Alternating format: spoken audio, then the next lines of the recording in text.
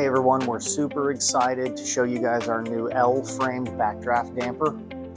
It was designed using features and hardware from our L-framed louvers and our standard 5-inch U-shaped frame that's used to assemble our regular backdraft dampers.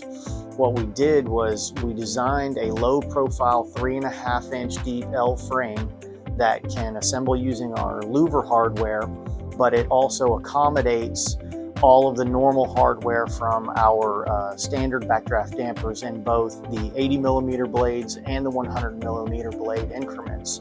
What's cool about this new L-frame backdraft damper is you can actually position and orient the blades for airflow in either direction. For more information, you can check out modularframing.com. If you're ready to get some detailed spec information, pricing, or request a sample, don't hesitate to email us or give us a call. We'll be happy to help out, and we look forward to hearing from you soon.